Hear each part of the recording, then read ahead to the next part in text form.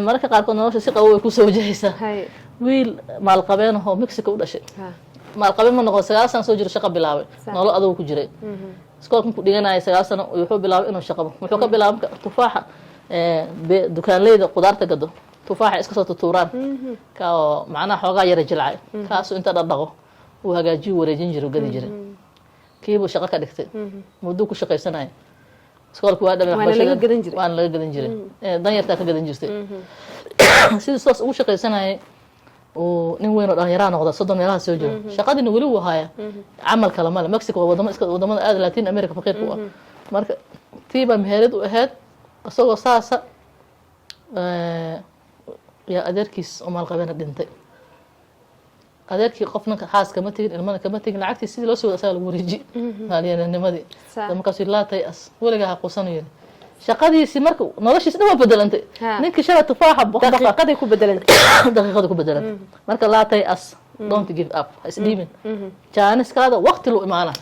jaaniskaada waqti adiga laakiin dadaal هذه دلال هذا اسكت فضلنا مشقيستا هلا العكس انه هل هنا دعكت لكن سوق وفديه وارداي الهي وجد الهي وجد اصلا قال ولي مسلم انا هنا كاسنا marka waxa way laatay as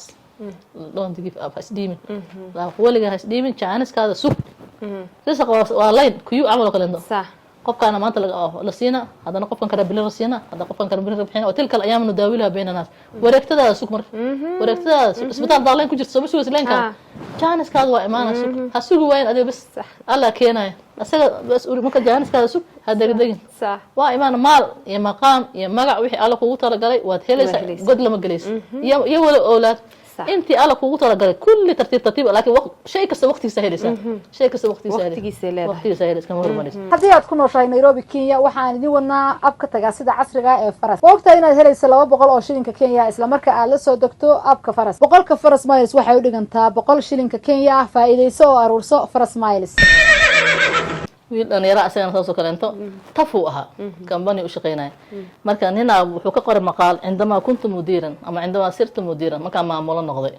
marka leader tahay waxyaabo badan aad ka fiirsan lahaa oo dad isku haysta dad u taliso jaamacada madax ka tahay iskuulada madax ka tahay shirkada madax ka tahay dukaamada haysa mas'uuliyada adiga ku hoos joogo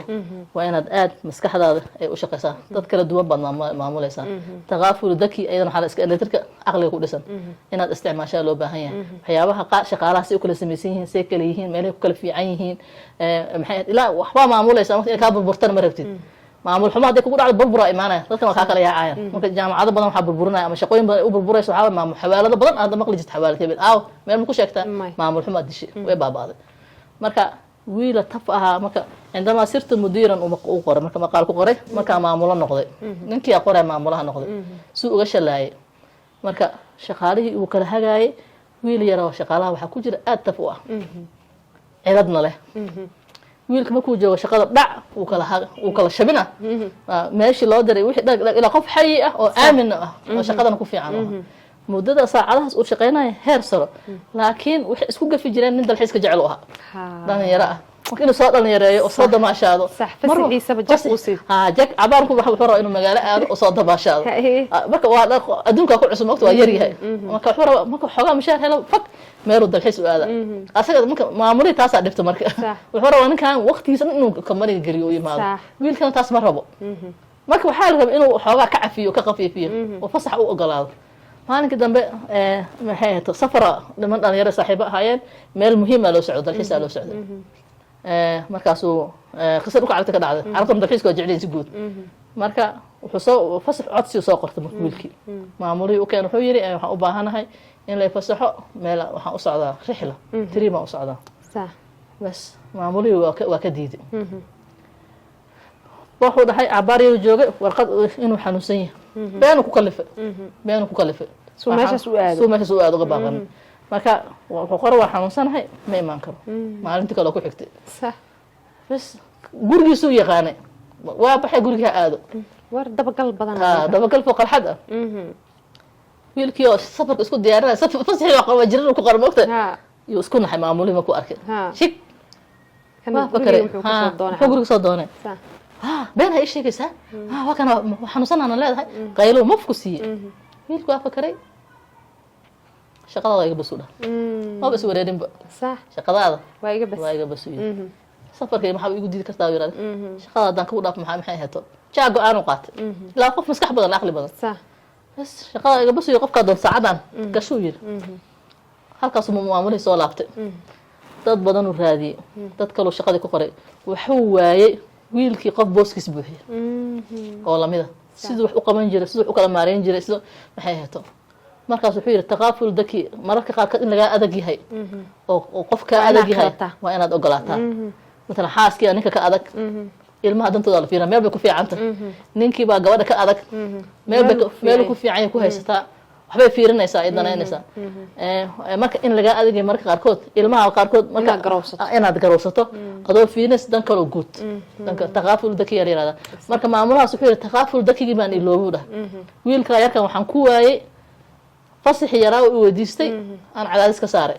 iska dhicis ku jiray marka inuu marka dadka marka maamulaysa lama cadaadiyo lama canaado lama dhibo waxa adiga jeceshaa ayna la jeclaada waxa adiga ku dhibaa geeriya soo qabsanayso qofka ka xanuunsanaya meel buu aadaya maxay heeto waa inaad tasaamuh badanta rasuulku sallallahu alayhi wasallam dadku doonanay ma daba gali jirin waa ku ciidan u dhiibo markuu maamul u dhiibo markuu meel u diro markiisa ka soo aruuri u yiraahdo qof wax ku adkeeyay ma jiro lama sheegin marka waa inaan marka qaarkood tasaamuxaad inuu badan yahay dabagalka hadoo bato cid ku shaqeynaysa ma jirto cid ku hoos joogaysa ma jirto oo qof walba qalad ku raadis qof walba qalad ama point yar macna lahayn qofki ku weyso مثلا gabar baa nin fiican qabay waxa macna lahayn ku kala tageen dadaal damay ka shaqeys nin baa gabar qabay waxa cadays xuquuq maxamed halba intuu fiiriyo noqdo fiican far badan way leeyahay halkaas ku waay naaga kala far badan u guursaday wax booskeed u buuxi waa way dhacdaa maalinka sama marka shakhsiyaadka wanaagsan oo sida sahal ku dhaafaa ina mar walba ka fikirto siiba shaqooyinka cadaadiska marka inuu cadaadiska qeyrkeena qofka waliba qiimo markuu leeyahay qofka qiimo leeyahay waa loo dulqaataa ma barimku meeshan ka baxo ma la heli karaa qof asaga booskiisa buuxiyo barimka gabadhan furto ma heli kartaa qof eedo booskeeda ku buuxis barimka ninkan kala tagtaan ma heli kartaa qof asaga lamida waa inaad fikirto oo danta aad marka dantaada aad u fiiriso iska inta tir fara badan aad samayso haddii aad lacag Soomaaliya ku dirto ama lagugu soo diro waxaan kuugu bishaaraynayaa abka WorldRemit waxaad si fudud lacag ugu diri kartaa ehelkaada iyadoo lacagta ugu dhacayso EVC Sahal iyo Premier Wallet WorldRemit waa ammaan وسهل ومد آد وقيمة جبن هدبا هدا سودكسو وما تقدرسو